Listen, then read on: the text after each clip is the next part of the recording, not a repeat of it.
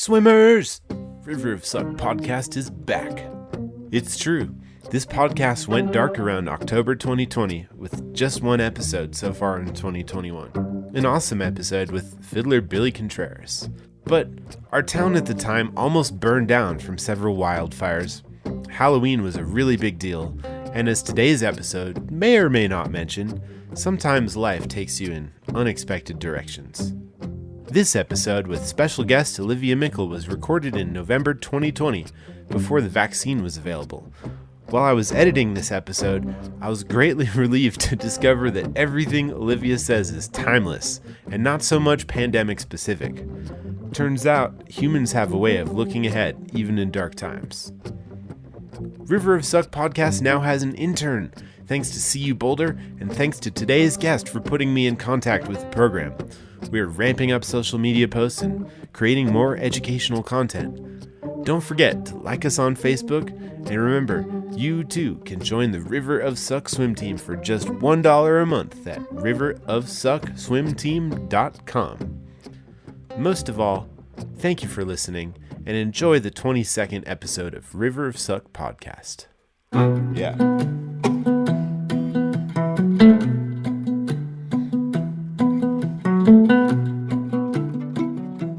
Welcome, friends and swimmers, to the River of Suck podcast. Woohoo! I have a super special guest today. Her name is Olivia Meikle. She is an amazing person. She is a co-host and producer of WhatsHerName podcast, which is, how many episodes are you guys in now? Like 70. 70. Yeah, we just finished 70. We do twice a month, so we're crazier than you are. You're also an adjunct professor at Naropa University in Boulder. Yep.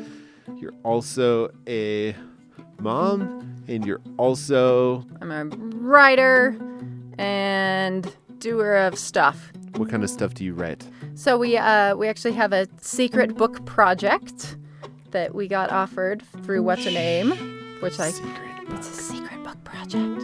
That we're allowed to talk about but not give specifics about, but it's very exciting, and we're working on that right now frantically, and it comes out in 2022, and it will be a women's history book, and we're allowed to say, I think, that it's for kids, so that's exciting.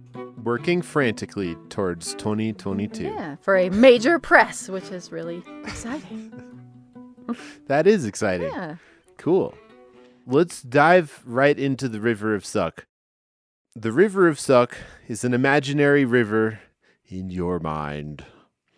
You're standing on your comfort shore.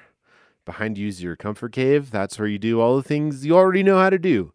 Comfort zone, easy, no risk. On the other side, we can see tiny little miniature versions of ourselves who can do the things we wish we could do now. But they're far off, and it seems impossible to accomplish these goals. To get to the other side, we have to do battle. We have to swim with rocks. We have to swim through rapids. We have to do battle with thought piranhas, those negative thoughts that pop into our head and try to sabotage our good vibes. You know, self-doubt, I'm not good enough, imposter syndrome. What do other people think about me? Anyway, you have to suck at something before you can be good at it.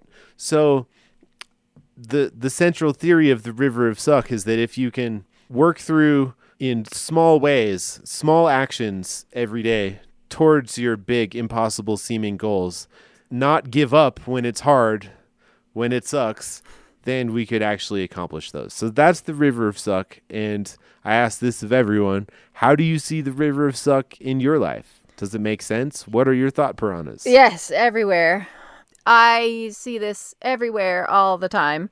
I think I was there when this podcast was born, right? When you were still thinking about it. I remember talking about this idea of this podcast with you, and just thinking this whole concept was so brilliant, especially for people who are naturally good at stuff, at some things. It makes it even harder to take that step out, right? That if you've just been able to sort of jump right in and be good at something, I find it really hard to be bad at stuff. And if I try something and I'm not instantly really good at it, I definitely, my first impulse is always like, I won't do that. And it cuts you off from all this great stuff that you could end up doing. And so I actively try to fight it all the time. But I think just the idea, just that being able to conceptualize it that way was really useful to me, instead of something that is just happening to me. I'm the worst at this and everybody else is able to just be good immediately. But everybody has to do this. Because the way we talk about creating art in this country is messed up. You know, we act like everybody just was born instantly brilliant at that thing that they're brilliant at. And so for me, especially, I think early on, especially in writing, I just expected myself to be, this is as good at writing as I'm going to get. And so this is where I am now, and it's not good enough.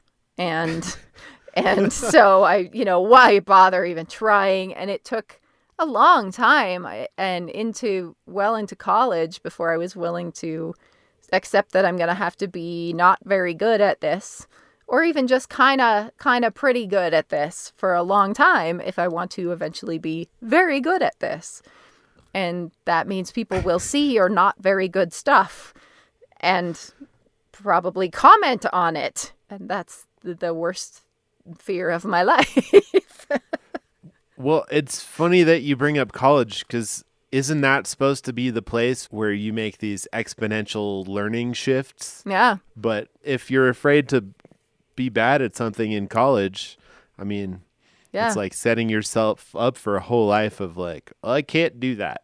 Yeah, and I think really like that's one of my pet peeves as in teaching college, that more and more we're specializing earlier. We expect kids to know what they want to do by the time they're in middle school now, almost sometimes, or high school. And it really bugs me that we expect kids to specialize so early, and we reward students for picking their lane when they're 15 years old, which is nonsense, because you don't even know what the options are. And I mean, if you really truly love something as a kid, great, like follow that. But the expectation should be that nobody knows what they want to do with their life when they start college, that's the time when you go in. I'm a huge fan of general eds, because that's when you go in and you start wading around in the water and figure out all the stuff there is. And what do I like that I didn't even know existed yet? And what am I good at? And what might I have to work harder at? And that's the time to be doing that. And when we've shut that down, well, we've made it so expensive that you can't afford to do that, right? I mean, I took all kinds of classes that had nothing to do with anything I ended up doing in college, but they showed me what I liked and what I didn't, and made me less susceptible to the Dunning-Kruger effect, because I know that I don't know anything about physics because I took a couple of physics classes. And I think that's where we should be running around and looking at the world, and not coming in with our marching orders of, here is the precise exact classes to take to become the thing you've already decided you want to do. Because you might miss great stuff. For anyone who's not familiar, what is the Dunning-Kruger effect? Oh, yeah. It's the, is it I mean, it's not a theory. It's a proven Theory? It's the effect. Effect? A theory of an effect. Yeah. It's when they've done all this research and proven that the less a person knows about a subject, the more likely they are to think they know a lot about that subject. Oh, gosh. Say, here's all the people in the world on a scale of 1 to 100. And if you are one of the people who are in the middle of how much you know, then you will pretty accurately place how much you know about that subject. Everybody mostly overestimates a little bit what they know about anything, but you'll probably say you're in the 60th percentile of what you know. But the people in the bottom 5% will say that they know a lot. They will put themselves in 8 or 9.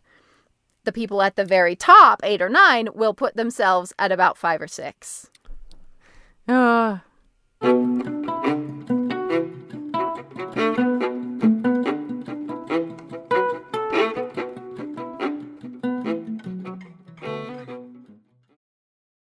I want to backtrack a little bit and hear more about your story. How did you get here? What is What's Her Name, especially because we're in podcast land and you have a super awesome podcast. And I guess I'm curious, like, as you tell this story, if there's any elements of River of Suck philosophy along the way. Oh, definitely. Yeah. I've probably told this story so many times, it's like a slickly packaged origin story. But Cool. I think a lot of it really does. I think about this a lot, like how much of what has made us successful came out of us trying to navigate this stuff. Like how do we do the things that we're not very good at in a way that will not affect the rest of it? Mm-hmm. Well, so I guess first of all, What's Her Name is a women's history podcast, and it's hosted by me and by my sister Katie, who is a history professor, and I teach women's studies. And we wanted a project to do together, and so we started looking at all the different options, and we're both writers, and so that seemed like a natural place to start. You know, we could just write articles about women's history. We really wanted to get more women's history into the larger culture because it's been so neglected. But then we have a running joke in our family that you don't have to be good at something, you just have to be first. And and it helps if you're good, but it really is true. I mean, if you can catch the new thing as it starts, you have a serious advantage, right? And you know, the first 6 people who started blogging and didn't quit became famous, and some of them are brilliant writers and some of them are fine, but they caught it at the right moment and then just didn't stop, which is a huge part of, you know, success, is just don't quit the thing. And so at that moment, that's where podcasts were. Podcasts were at that point just right at the crux of where you still kind of were asking people, do you know what a podcast is? Before you started talking about it with people. And we realized this is going to, you know, this is within a few months here, this is going to tip and become a really big market. And so if we are looking to get that advantage of being new and starting the new thing, that's where we should probably do it. And so we decided to do a podcast having, you know, 2 humanities professors with absolutely no idea how to do audio editing at all. And so just with, you know, wild confidence that how hard could it be? And pretty hard, it turns out.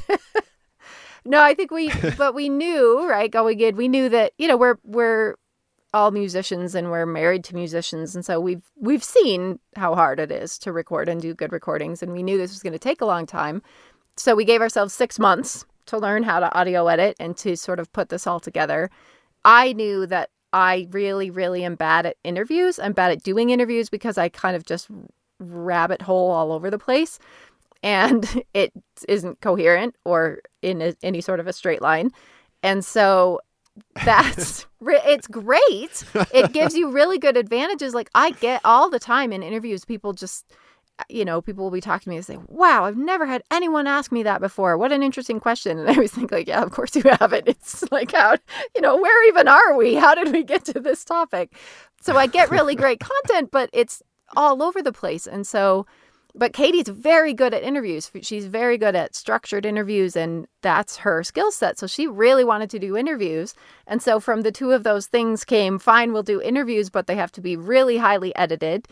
And I need a chance to take my sprawling 2-hour all over the place interview and cut it into something that makes sense, because I'm very good at telling stories. As a writer, one of my main like micro skills as a writer is I'm very good at taking a bunch of stuff and turning it into a story and making it flow and coherent and accessible. And we're both very good at that. The accessibility part is another part why we decided to do the podcast, because we really like, you know, we're from this huge family of academics, but we hate snobbery. We hate all of that, you know, academic snobbery nonsense, and we will not put up with it. And if you can't talk to people in a way that regular people, in major scare quotes, can understand you, then it's pointless. And so podcasting is the perfect fit for all of those things, right? It's really accessible. It has a broad audience.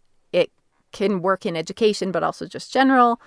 And so that's how this format of this really highly edited interview and then conversation around the interview, which I needed to fill in all the holes in the interview that I, missed the basic biographical information, things like that.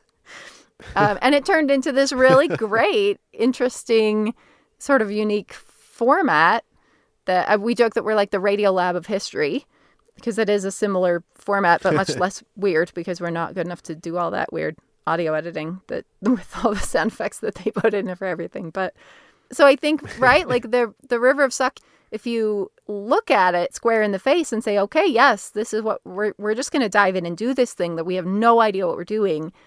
What wetsuit can we put on to protect from the thought piranhas, right? How can we build in these sort of buffers that will help us do this even though we're terrified?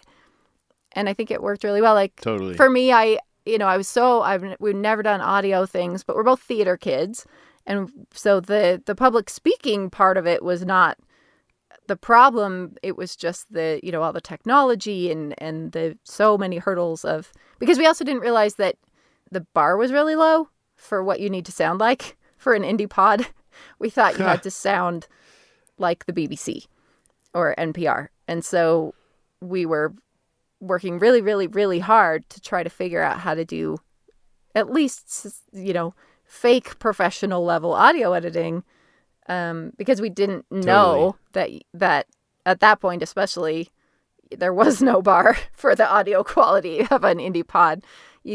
So many, you could just talk into your phone basically and record. And so we didn't know that, which was nice, because we did end up working really hard to learn how to sound really good. But for me, I think the biggest thing that helped me not be absolutely terrified and get eaten by all my piranhas was that I had, put myself through college building websites, and I knew how to build websites, really, really nice websites. And I'd been a freelance travel writer with my own website and all of this. So I built a fabulous website for the podcast that was totally unnecessary, but made me feel like, okay, we're real. We have this really slick looking website, and I've put it together, and it's official, and I did that, and we can do this. And I think it just kind of it helped me not completely freak out. Which was sort of I didn't realize that's what I was doing at the time, and now looking back I go, oh, okay, yeah, I was making sure that I felt like I could cope with this giant project that we've taken on with no idea how to do it.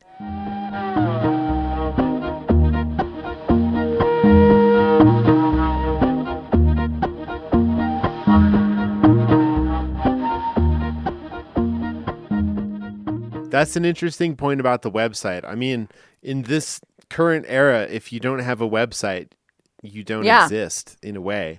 I guess you come back to the field of dreams. Like, if you build it, they will come. Yeah. If you have a website, you will exist. Yeah, and it ended up being it is one of the things, too, that people have told us it makes us look real. It made us look professional right out of the gate, right? Even when we didn't. We had 2 episodes that launched the first day, but we looked like we were a thing.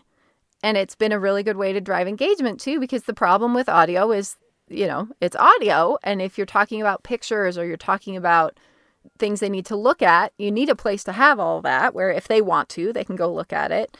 And so we have I was looking at the stats, and most people never click on even I want to call them the liner notes, but what are they? The episode notes, right? The show notes for podcasts. Oh, yeah. That they listen to, because you don't really need to usually. But we get huge numbers of people coming to the website and then just clicking through everything, because we have all these pictures and we can point people at books and resources and our musicians, because we feature tons of great music on every episode, including this guy named Andy Reiner. He's on there a lot. Oh, yeah. I think he's the host of River of Suck podcast. Yeah, I think I've heard of that. Which you might have heard of if you're listening. He's really to nice this. and generous and lets us use all kinds of different music and even records things for us sometimes, which is fantastic. So we can throw people, like we can link people to the music and to the books and help people, engage with the other people who are helping us and our guests, and it's really nice, and sort of builds a little community there, which was, helpful. So we didn't need it, but it's been another really nice bonus from my own terror that has helped us. And so there's lots of things like that where we just did this because we didn't know how to do it another way, or it was, helping us feel more secure.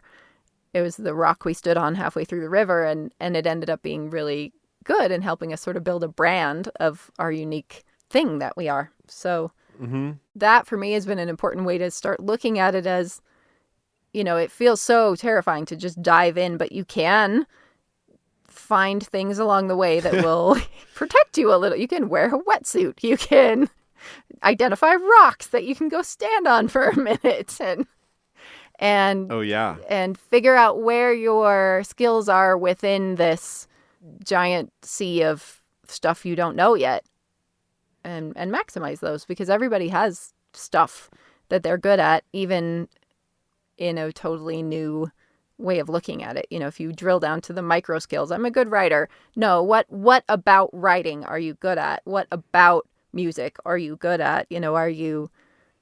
What's your specific super skill within this very small field, and how can you maximize that? Because I'm rubbish at grammar, and I teach college writing, so I shouldn't say this out loud because they'll fire me. But I am so bad at the mechanics of writing. I have no idea where commas go.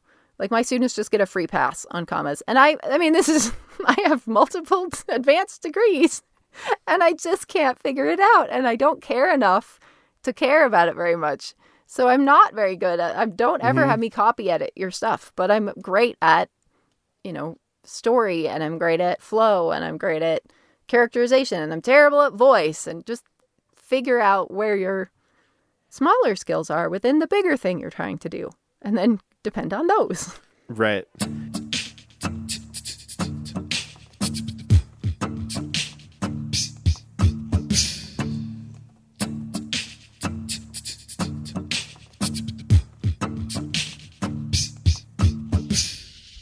You were talking a moment ago about, like, it's important that people can dabble and try things and not worry about it being good. But then at the same time, in this current era of the internet, if you don't have a specific slant to what you're doing, it's almost impossible to, like, cut through any noise. I'm a person who does a lot of stuff. Okay. Who cares, Yeah. Like, so how do you reconcile the dabbling versus identifying your strengths and, like, how it ties into, like, a brand? Well, I think my friends have been joking that I should write a self-help book, which is called People Should Do What They Want. Like, I think people, you should do the thing if you want to do the thing. And I hate the way that we have raised I don't even want to say raised the bar, because that is a positive. We've raised the expectations so high that we only allow professionals to do anything, and we don't let anybody just do something because they like it. You have to be in the top 5% of this thing, which is nonsense. People should do stuff that they want to do, and we should support the people around us doing stuff they want to do. And unless you want it to be, but, like, the goal should not be that you become professionally this thing. You should just do the stuff that makes you happy. And if you want to do a podcast because you like this subject and you want to talk about these things, then you should do it. And I think, there's all these strategies and there's all these ways to maximize, and you can, think through, how am I going to maximize my audience or find my people or whatever. Because for us, it is important. We want these stories out there. We want women's contributions recognized. And so, yes, we want as many people listening as we can. But we could get a whole lot more listens if we just talked about this other thing, or, something that we're not interested in, and we're not interested in doing that way, because we're doing this mostly because we like this and we like talking about it, and we care about it. And so I think, that balance is hard to find if the water you're swimming in to mix metaphors with yours and the one that I use in my class all the time, has been telling you that the only point of any sort of a creative endeavor is public acclaim or material success or something else. That's not the point at all. And it, for speaking historically, has not been the point for 99.9% of human history. And the fact that we're starting to convince people that you take piano lessons until you're 8, and if you're not going to be a prodigy, then you quit, or maybe till you're like in high school. But by then, if you can't do this professionally, it's embarrassing. And that I hate it. It ruins our lives. If you want to do something, you should do it. It doesn't matter if you're good at it. Who cares? Just do it. Yeah. We run into that in music all the time. And I have a new theory, or a proof of a theory, which is that music is for everybody. You don't have to be a professional to enjoy playing music.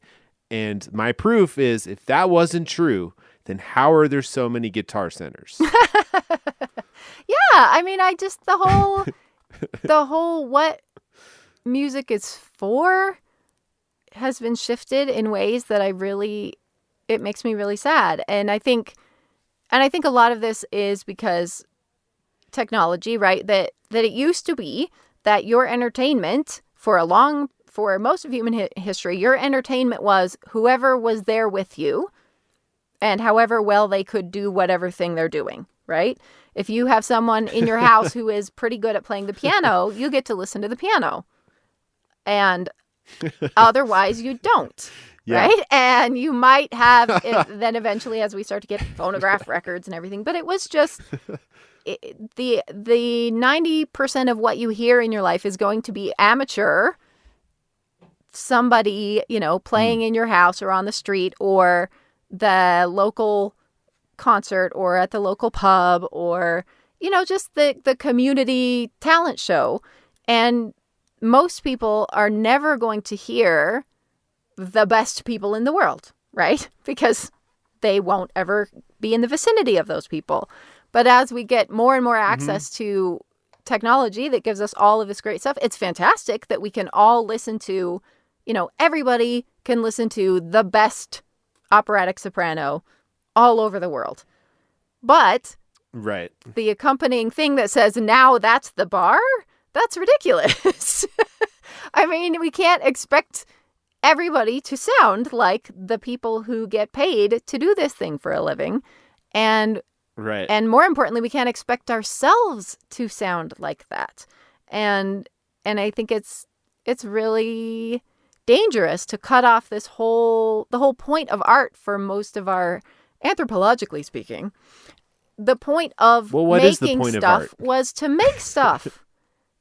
Because it's fun and because we like doing it and because we share it with the people around us and because it's, it makes us better as humanity.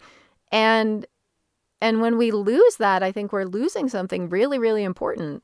I lived in China for 4 years in Beijing, and I wrote about this a lot when I was working as a travel writer, this experience of sort of seeing what it looks like to let adults play. Because in Mandarin, the word that you use for, so if I was to say, hey, in the before times, hey, what'd you do this weekend? You would say some version of, oh, well, I hung out with my friends, or we went out to the thing.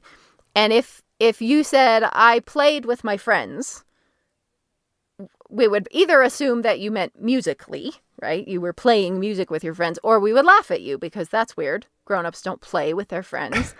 But in Mandarin, that is the word you use. You play with your friends. And when I learned that, I suddenly felt this big hole inside me, and I realized I want to play with my friends. We've lost something there. Yeah. Because it's not just the word. They do. If you go to any park or any outdoor space in Beijing in the morning, there are, a parking lot, a little corner, empty lot, there are hundreds of people out everywhere playing. And they're playing games, or they're playing cards, or they're playing music, or they're singing, or they're just hanging around with their friends they're dancing, or they're doing aerobics, or they're knitting together. And it's just this huge, beautiful communal play. And there's no judgment, and there's no expectation that you're any good at this thing. And it's just what you do for fun. You go outside and you play, and everyone is expected to do that. And it took us a while. It took us several weeks of seeing people. We would see people standing on the corner with a karaoke machine singing, and we kept looking for the hat. Like, okay, so they're busking. Where do we put the money? And there's no hat.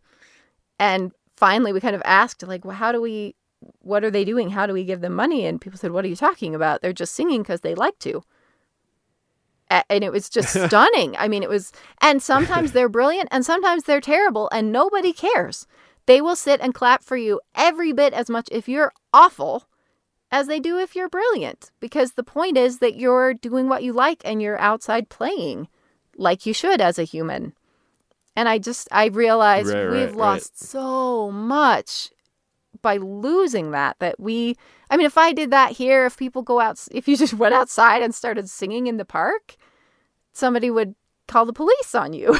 They would have you checked in somewhere. And it's really sad because they are not afraid to just dive right into the river in public, and nobody's judging you. You just do it because you want to.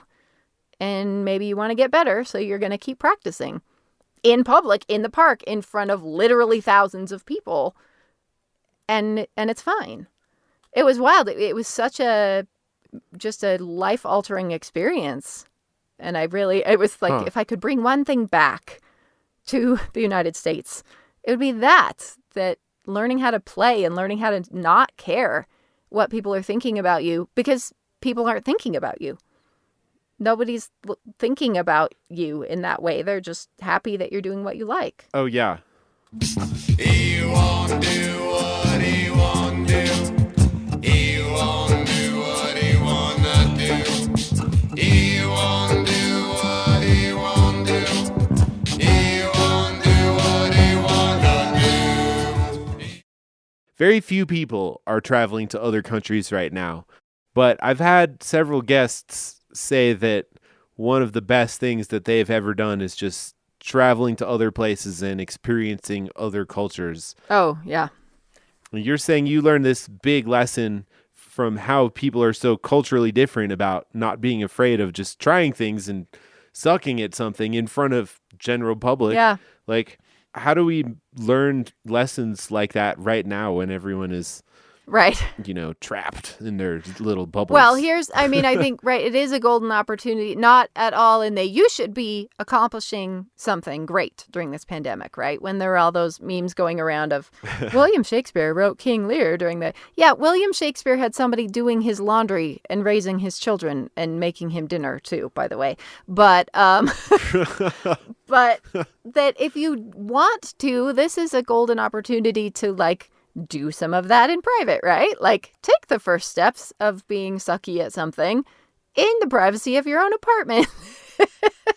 But yeah. I hope that we come out of all of this, when we come out of all of this, with a better sense of what actually matters. And that sounds very trite, but yeah. I mean the connections that matter. What matters. That live stuff matters, and the reason we go to live theater instead of a movie, and why do we go to a concert instead of listening to a CD, and recognizing that, right? The thing that happens when you're creating something in real time and when you are participating. My dad's a humanities music professor, and he has this great quote that I'm going to forget, but about that concerts are really about the transmutation and transference of energy, right? That it's about the thing that happens between the performers and the audience, and it's not about just the performers. You don't go to just hear the band, you go to have that experience and be with the people having the experience and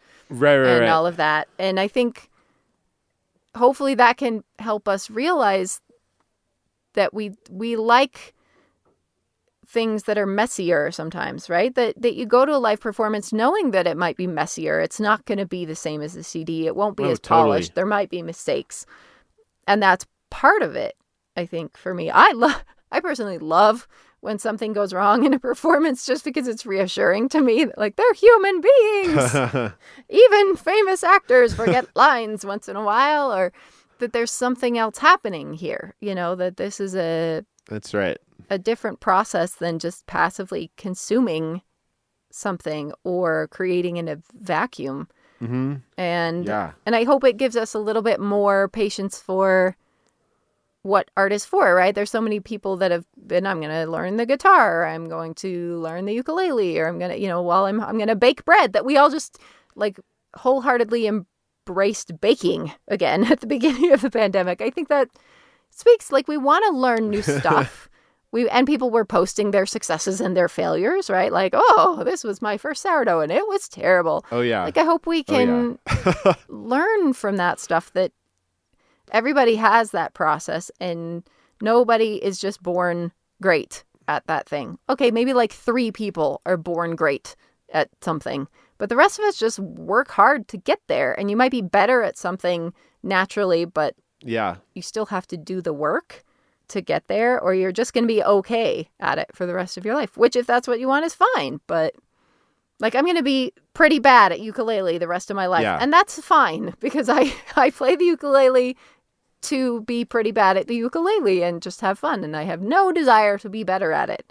But if I did, then I should do it, whether I'm afraid of looking dumb or not, Totally. That was very rambly. See, this is why I do edited interviews. No. It's all great. You were talking about the bread and stuff. Like, how many people posted, this loaf of bread looks terrible, but it tastes so good. I mean, that's life, right? That's most of what we do. Who cares how it looks? It tastes wonderful. And even if it, you practice for 7 hours and this thing still sounds terrible, but you're having fun, hopefully, and you're getting better, and, it tastes great, even though it might sound terrible. Well, and yeah, but if you're practicing for 7 hours and you're not getting better, then you have to reach out and call me or call my friend Christian Howes. We can help maximize your practice time. I just want to say that. You should get better probably in 7 hours. There are ways to make the time count. 7 hours of focused practice. That we're talking like exponential lifelong changes in your abilities to do stuff. If you use the time, as opposed to just sitting there playing and hoping it gets better. Oh, you can't just play the song 700 times and then it magically becomes perfect. Well, no, that's where the River of Suck comes in, and you're talking about a wetsuit. I like to also I love the wetsuit idea, because then you can be in that water and not like get you can stay longer. What if you built a raft and each piece of wood of the raft is a thing that you have to do to accomplish that goal? And I guess here's the thing is, reaching that goal takes such a long time that it's infuriating, right? So that's, I think, where if you can identify and tell yourself, this is my goal, I will one day be able to do this. If you want it to look as good as it tastes, Yeah. It takes... Well, and I think that we always... Failure over and over and over. Repeatedly. But then I think also I really love Tim Minchin, he's this Australian comedian. He's not very well known over here, but he's so funny. And he's also a great composer. He writes comedic songs and things. And he wrote Matilda the Musical, which is brilliant. And he talks about it was part of a great graduation speech he gave once, and I usually hate graduation speeches, but his is a masterpiece. Go look it up. And one of the things he says is, like, stop having a dream. I mean, if you have a dream, fine, but don't feel like you have to have a dream. And I definitely succumbed to that as a kid. I felt like you have to be so driven that you're unstoppable, right? Like, all of the writers that I read about, they had to write. They wrote every second. They couldn't be stopped. And I'm not like that. And so I took that to mean I can't be a writer. I have to go and sort of force myself to sit down and write a lot of the times. Like, you must finish this chapter. You must do this thing. And just as Dorothy Parker, I like having written. Was it Dorothy Parker? I think I don't like writing. I like having written. And and just recognizing that you don't have to be this all-consumed, sort of unhealthy, passionately devoted artist to do something great. You can just really like doing it and do it. And that instead of having a dream, Tim Minchin recommends the passionate pursuit of short-term goals. And I love that. Like we've kind of decided that in our lives. Yeah. Some of our friends who had tragic or really unexpected life events totally changed the course of what they thought their lives were going to be. And they've said, I wish that we would have thought in 5-year chunks. Like stop thinking 20 years out, think 5 years out. And then as Tim Minchin says, because no one ever knows what's going to happen. And there's no way you can plan more than 5 years out anyway. And so 5-year plan, fine, but keep your eye out for the shiny thing, as he says, because you might be set on your 5-year plan and that shiny thing in the corner of your eye is the next thing that you're going to want to follow. Or maybe you throw this plan away and you start that one now, or that shiny thing. All right, that's the next thing after this one. And to just be a lot more flexible in the way you look at your life, because so many, we joke that if I could not have started college and said, I want to be a podcaster, because it didn't exist. And even, That's I right. couldn't even have, we launched the podcast 6 months after I finished grad school, because I went back to grad school 15 years after I finished undergrad. Speaking of terrifying jump into the water in public view. And so when I finished grad school, that's when we really decided to launch the podcast, because I wasn't sure I was going to get an academic job here in Boulder, where the people, who are doing everything have a master's degree. Like everyone has a master's degree. And so it's really hard to get academic jobs. That's when we started talking about the podcast too. And I couldn't even started grad school and said I want to be a podcaster, because I didn't know what a podcast was until 3 months before we decided to do one. So, you have to keep your eyes open passionately pursue the goal, but also watch for, let's get in our river of suck. Watch for side streams that might take you somewhere fantastic that you've never even thought about. You want do what you want do. You want do what you wanna do. You want do what you want do. You want do what you wanna do. So I have a question from Joy, Dr. Joy Adams, Doctor of Cello, who I want to give a shout out to for a couple of reasons. Number one, she's my wife and favorite human. I'm a big fan of her as well. So I've been trying to do a bunch of news stuff lately, and I've failed miserably at several things and been hard on myself. She's like, remember, you're the River of Suck guy. Like, it's okay. Calm down. Yeah. It's like, oh yeah. So shout out to her for reminding me to not just talk about this, but to stop and breathe and understand when it's happening. It's so hard when it's your own self. I fully believe all of these things for everybody else. So here's her question. Throughout the research you've done for WhatsHerName, you have studied influential women who have had profound impacts on the world. Most of these women had to fight through barriers to accomplish this. Have you seen any common thread that ties these women together, and what enabled them to maintain that kind of tenacity in the face of diversity? What an interesting question.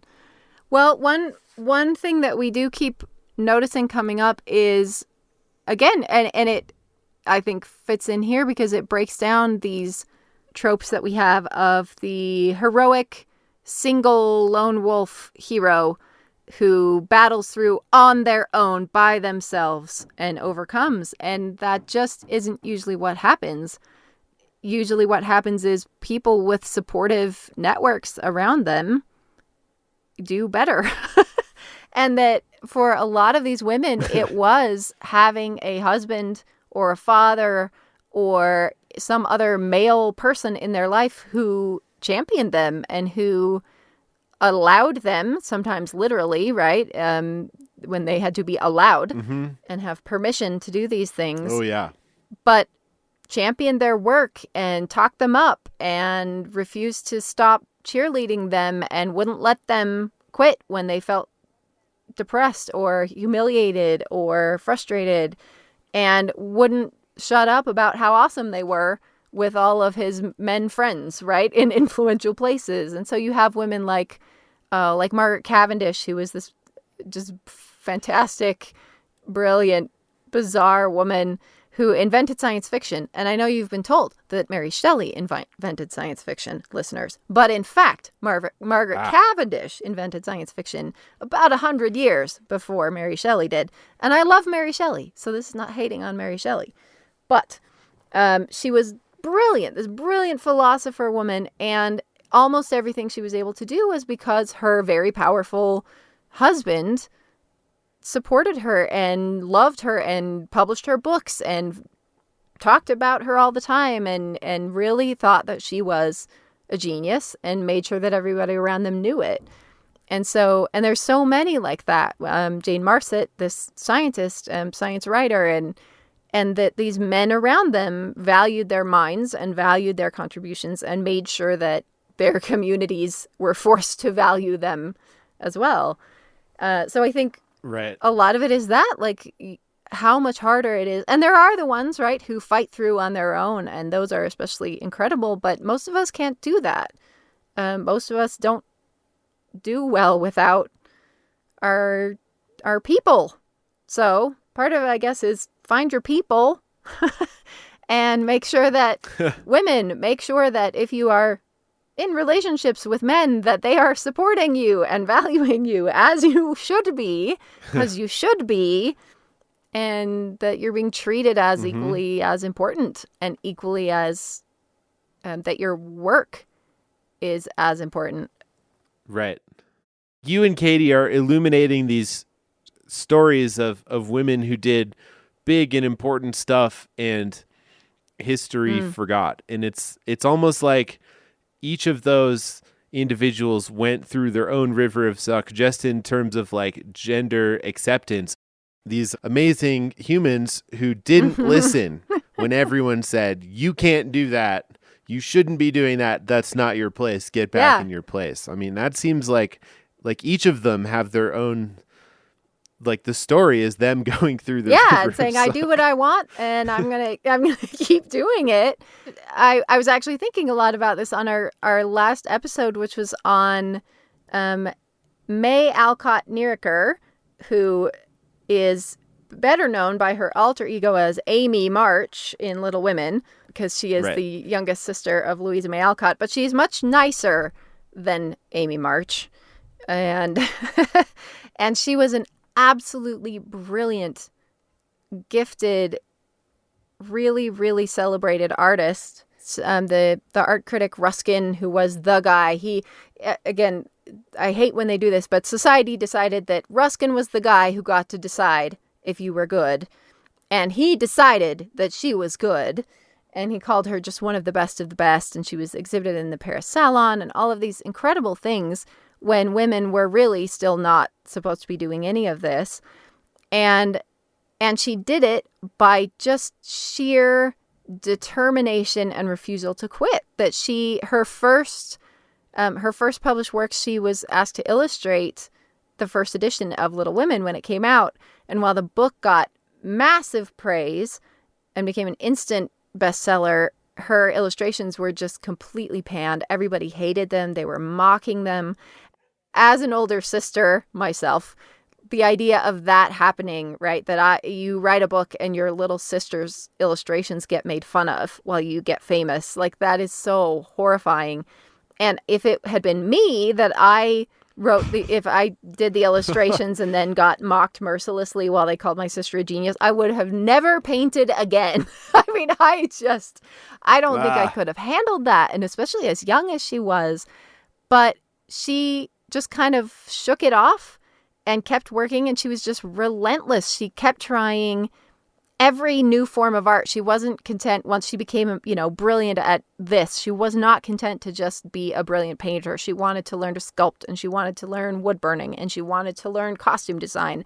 And she just was constantly throwing herself into the river.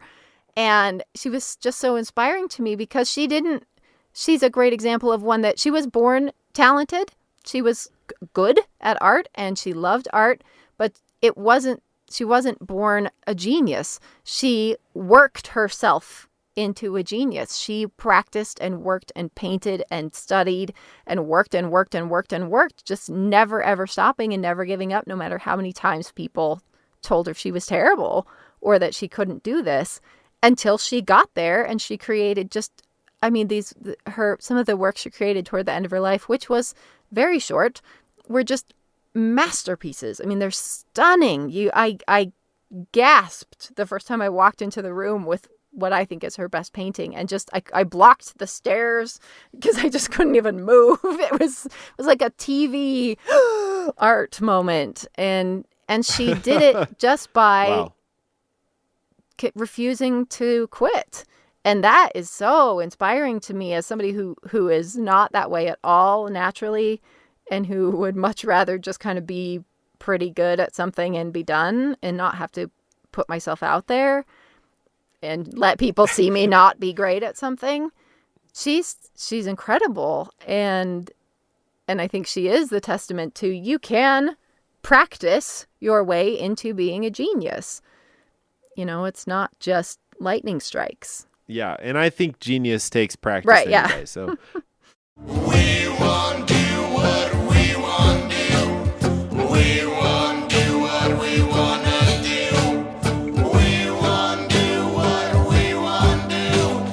We want to do what we want to do.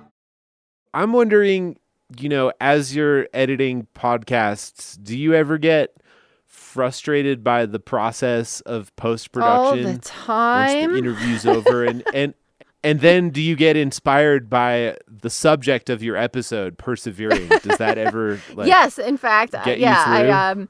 I've been working on one this week that's been very frustrating with lots of technological issues, but also just confronting a lot of my own mediocrity on stuff and things that I wish I would have done better at the time, and things that, because, even as you get better, you look back. A weird part about podcasting, at least the way we're doing it, we're recording things months and months and months before they go to air because they take so long to edit. And because we're trying to balance the world, we don't want a bunch of white ladies in a row. We want this really to be the history of the world. And so all different identities. So I might have 6 interviews sitting in the box, but I still have to do more recordings because they're all that category and I need this category. And so sometimes I'm coming back to interviews that I did a year ago and just seeing how much better I've gotten at things in that year, going back to these interviews and thinking, oh, why didn't I ask him this? Or why did I record it that way? Or, just the things that past me did that present me is frustrated with. And so it's a weird process of sort of giving myself grace, saying that you didn't know that yet, and being patient with myself. And so, editing that now into the thing that I wish I would have done it as back then I don't know, I hadn't thought about it, but it is kind of a weird, it's a self-redemption, right? I didn't know to do it then, but now I can do it at this end of it and even help myself improve back in time. So yeah, I think that, oh wow, that process of timey-wimey confronting constantly stuff that I didn't do right, but it's a good reminder of, look, I'm better at this now. I am getting better, and here's the evidence because I'm frustrated by myself 6 months ago. And so right, it makes the process very sort of transparent to myself. I can see exactly where I am on the scale, maybe. And I'm sure in 6 months I'll be looking back at what I recorded yesterday going, why did you do it this way? So it's good. It's a Right. If I ever am not frustrated with my previous interviews, I guess, then I will know that I need to check in with Andy and see, all right, how do I push harder? I need to go further into the river because I'm hanging out on the shores of complacency here.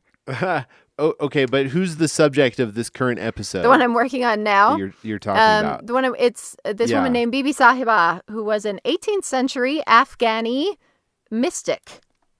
Yeah, way out of my wheelhouse of what I usually, that's the other great thing about this.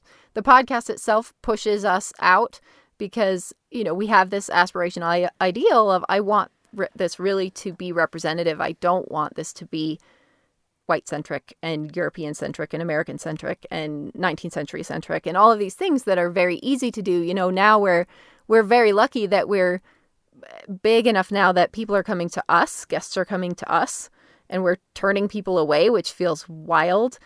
But the process of having to say no to people that like authors that I really respect and love, but I'm sorry, we can't do any more 19th century white American women for a year because we have too many. And I really would love to do your book, but we have to say no. Famous author is a good test of the ethics that we're sticking to. But it also pushes us out of our comfort zone because we do have to constantly go in and check and say, wait, it would be really easy to just do like nothing but World War II stories for the next few months because that's who, there's these standards of what gets published and who our publishers bringing to us and who are more talked about. And it's going to be a lot of work to go track down this 18th century Afghani mystic, to find somebody to talk to me about these things that aren't talked about. But wouldn't this mystic want you to finish the episode? Yes. No. That's she what I'm wouldn't getting care. at. It's external. She would want me to. Oh, okay. She would want me to achieve the goal that is within myself to learn the thing that should be learned from the episode. But the episode itself is immaterial. So that's not helpful, Andy. Thanks a lot. I wanted it to be helpful. Her son would want me to finish the episode because he wrote a book about her. So I'll do that. There you go. Yeah. No, okay. it is interesting. There's often a lot of overlap between what, we end up talking about this. You're working on this episode about this person and things start coming up in the process itself or in the way that you're doing it, that you recognize, oh yeah, I'm learning that lesson from her right now that I need to do this thing. And yeah, it's a weird serendipity. And yeah, I don't know. It sometimes does feel, often we try to balance too heavy and because some of them are really heavy and some of them are fun and fluffy and some are sad. And there's a lot of awful in women's history because there was a lot of awful in women's history. And so trying to balance those things and sometimes you get these great fun stories that are good reminders of, it's not all terrible and doom and gloom and childbirth, death and violence.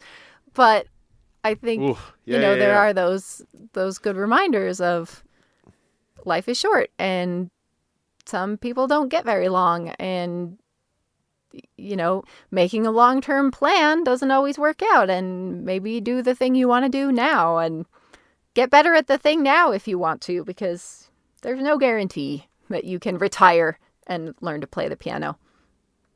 You might not get there.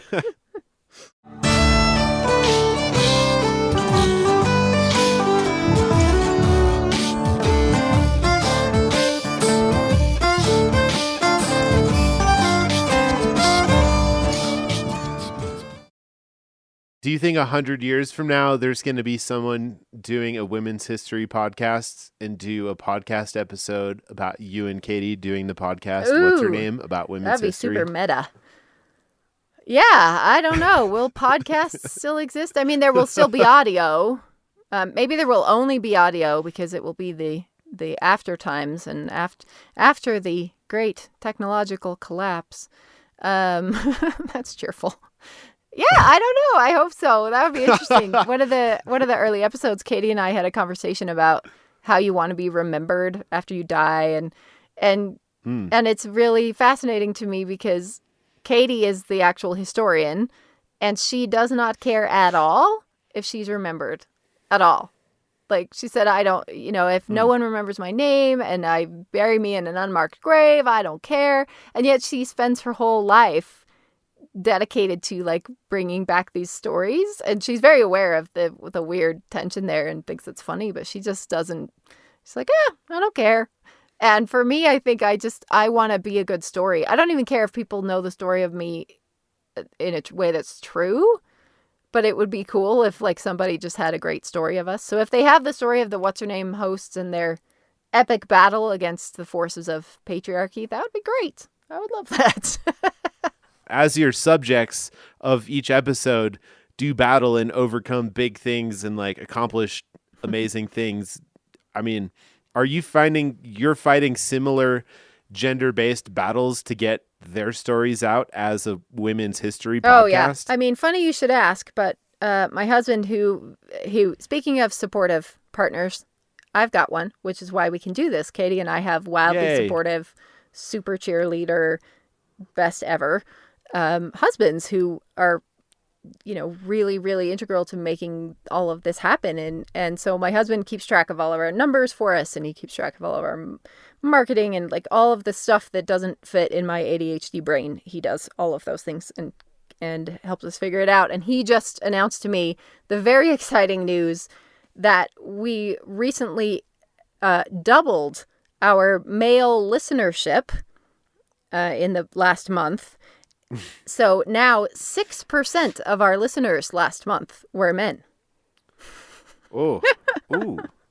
Which, when he first told me, we started getting these new, very detailed numbers, and he said, "Guess what percentage of your listeners are men?" And I think I guessed 2%, and it was 2 or 3. I think it was 3%. It bounces back and forth between 2 and 3% on any given month.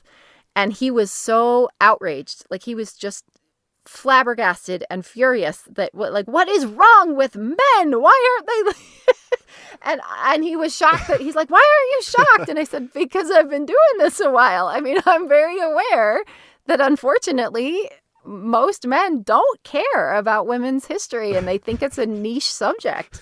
And it's not mostly their fault. We've taught it that way. We've talked about women's anything as a niche, right? Like when we launched, there was really just one women's history podcast, at least that we knew of, that was easy. We looked, and the only one we could find was the History Chicks, which were wonderful. They've been around forever.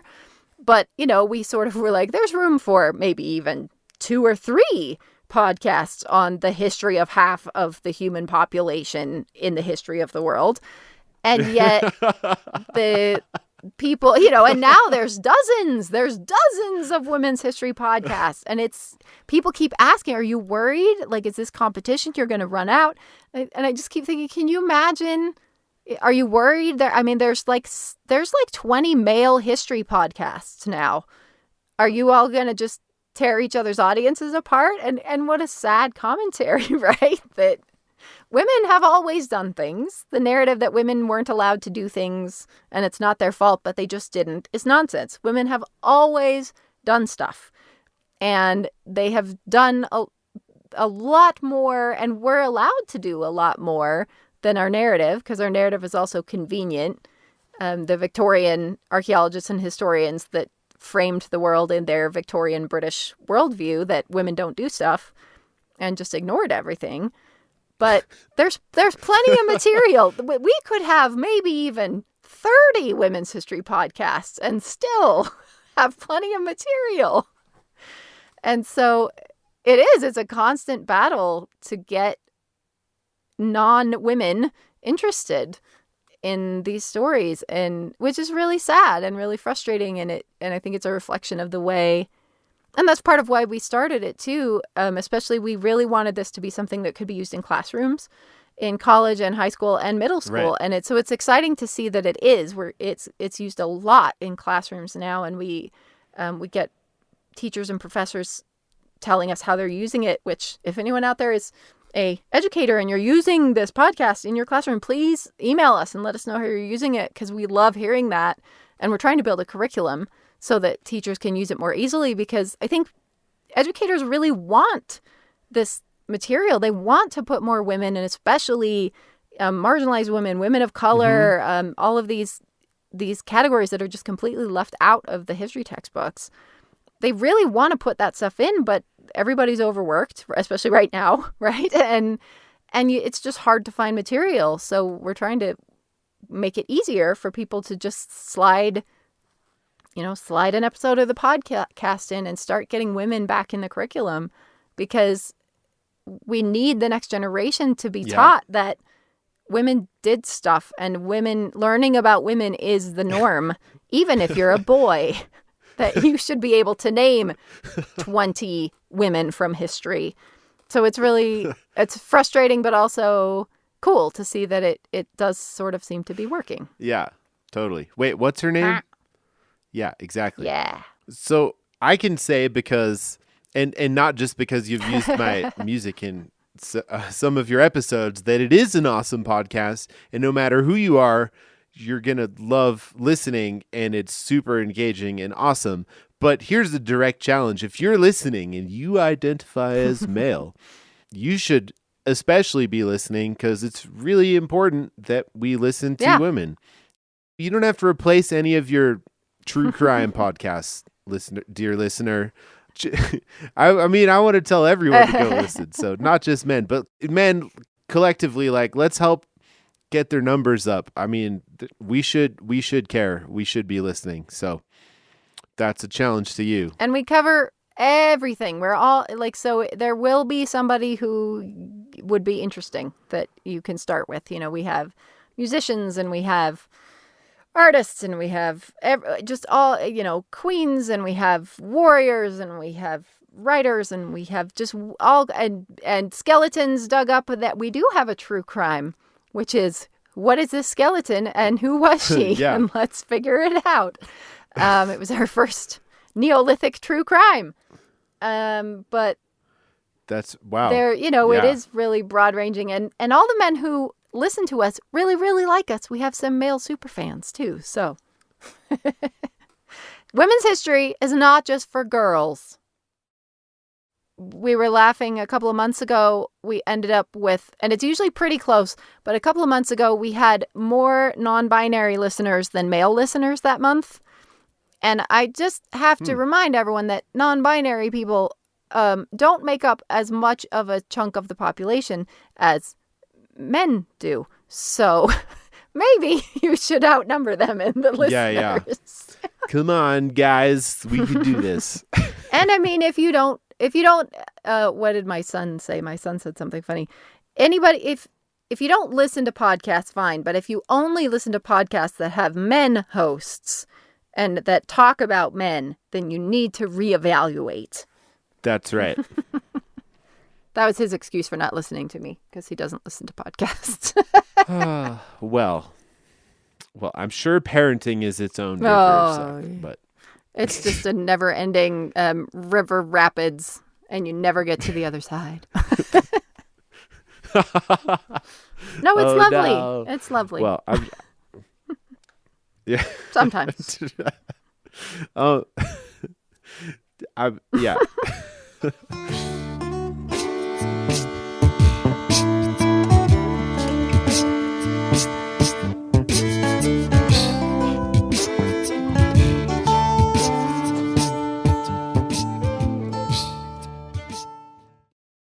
WhatsHerNamePodcast.com is where you should start.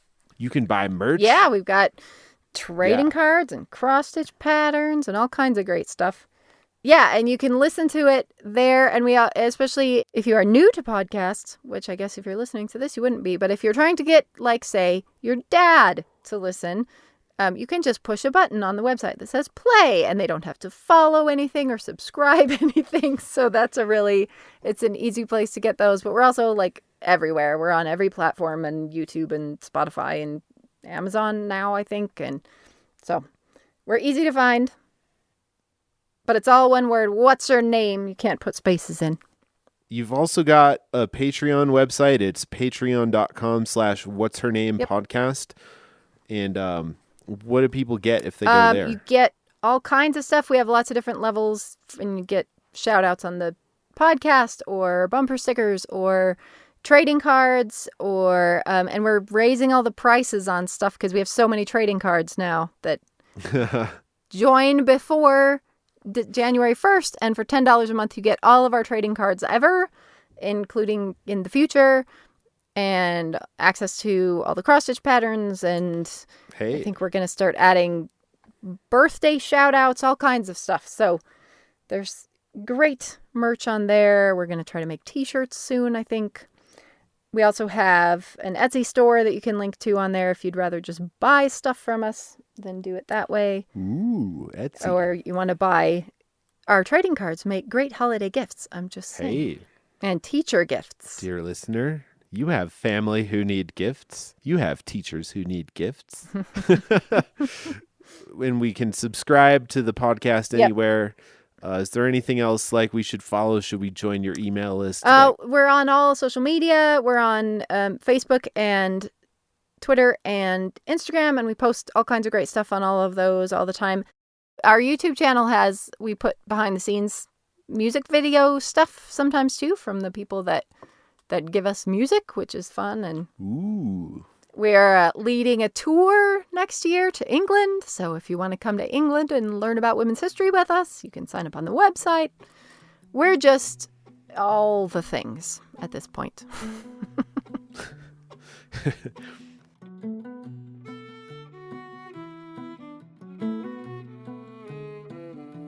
I want to thank you so much, Olivia, for all of your time speaking with me today and sharing your experiences and ideas. No, I'm thrilled to be here. I'm a big fan of this podcast and of y'all and the whole concept in general. So I think this is great. I've been excited to be here.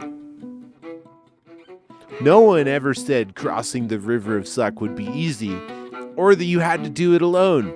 So I want to thank you for giving it a chance.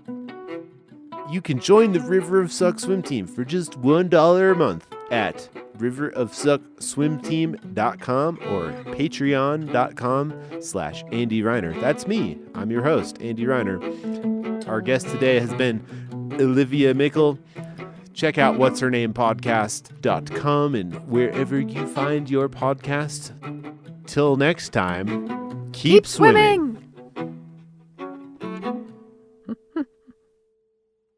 The music in this episode is from two sources. Number one, the River of Suck podcast theme with guitarist Courtney Hartman, way back from episode 10.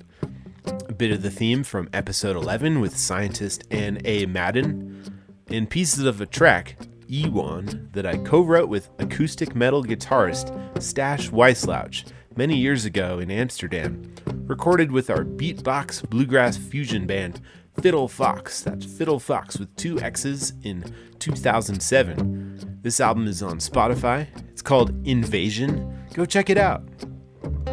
Join the River of Suck swim team for just $1 a month at riverofsuckswimteam.com to support this podcast and receive bonus content and more, like bonus workshops and all my music. We'll be back again in about a month with another inspiring episode. Who's the special guest? I'm not telling today. Subscribe wherever you listen and you'll be the first to know. While you're at it, give River of Suck podcast a review in Apple Podcasts or wherever you listen and help us cut through the noise. Thanks again for listening. My name is Andy Reiner.